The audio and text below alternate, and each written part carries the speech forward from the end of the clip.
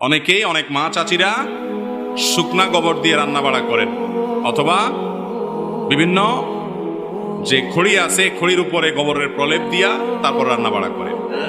তো এই প্রশ্ন উত্তর হলো যে গোবর যদি আগুনের জ্বালানি হিসাবে ব্যবহার করে পুড়িয়ে রান্নাবাড়া করা হয়, সে রান্নাবাড়া খাওয়া যাবে, এটা নাপাক হবে না, হারাম হওয়ার কোনো কারণ নাই। আপনাকে দেখতে হবে পাতিলের ভেতরে জিনিসটা কি। পাতিলের ভেতরের জিনিসটা যদি হালাল হয়, পাক হয়, তাহলে আপনার জন্য সেটা খাওয়া হালাল। আর গোবর যখন শুকিয়ে যায় তখন সেটা টাচ করলে বা ধরলে নাপাক হয় না, সাধারণত সচরাচর। যদি লাগলেই নাপাক হয়ে যায় না, তবে কাঁচা গোবর যেটা সেটা লাগলে নাপাক হয়ে যায়। অতএব শুকনা গোবর যদি রান্না করেন, হাতে লাগলেও তখন দুর্গন্ধ হয়, তাহলে ধুয়ে ফেলবেন, শেষ, আর কোনো অসুবিধা নাই। কিন্তু গোবর দিয়ে যে সমস্ত লাকড়ি বা আপনার জ্বালানি তৈরি করা হয় গ্রামাঞ্চলে, সেগুলা দিয়ে পুড়িয়ে সেগুলোকে জ্বালানি হিসেবে ব্যবহার করে রান্নাবাড়া করলে, ভাত তরকারি রান্না করলে সে খাওয়াতে কোনো অসুবিধা না, সে খাবার নাপাক হবে না, সেটা হারাম হবে। দেখতে হবে যে আপনি যেটা খাচ্ছেন, চাল ডাল যে টাকা দিয়ে কিনেছেন, সেটা কি হালাল নাকি হারাম, এটা হলো মূল বিষয়। এরপরে প্রশ্ন হলো, শিশু বাচ্চাদের প্রসাবে ওযু ভাঙবে কিনা, বিশেষ করে মা বাবার ক্ষেত্রে।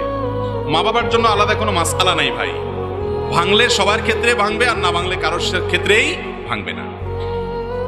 ওযু ভাঙার সম্পর্ক হলো যেই ব্যক্তি ওযু করেছেন তার শরীর থেকে নাপাক বাইর হওয়ার সাথে। তার শরীর থেকে নাপাক বের হলে বা নাপাক বের হওয়ার আশঙ্কা তৈরি হলে, ঘুমালে নাপাক বের হতে পারে, বায়ু বের হতে পারে, তখন ওযু ভঙ্গ হয়।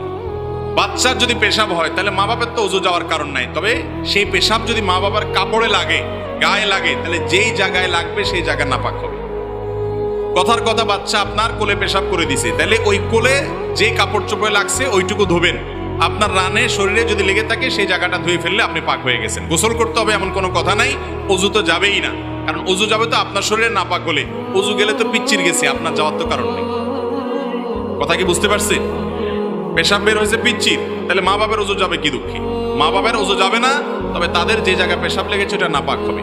বাচ্চা যদি ছেলে হয় এবং দুগ্ধপোষ্য হয়, বাহিরের কোনো খাবারের উপর নির্ভরশীল না হয়, তাহলে তার পেশাব পাক করার জন্য দুইটা পদ্ধতি আছে। একটা হলো নর্মাল পদ্ধতি, পানি দিয়ে ভালো করে চিবায় কাপড় চোপড় ধুইলেন, আর ফ্লোরে লাগলে তো আর চিবানো যাবে না, পানি ঢেলে দিবেন এবং মুছে ফেলবেন, এটা হলো সাধারণ পদ্ধতি। আর আরেকটা পদ্ধতি আছে, সেটা হলো ছেলে বাচ্চা যদি দুগ্ধপোষ্য হয়, শুধু মায়ের বুকের দুধের উপরে নির্ভরশীল হয়, এই বাচ্চা পেশাব করে দিলে যতদিন পর্যন্ত বাইরের খাবার না খায়, শুধু মায়ের দুধের উপর নির্ভরশীল হয়, এই বাচ্চার পেশাবের উপরে পানির ছিটা দিলেও সেটা পাক হয় বিভিন্ন বর্ণনা থেকে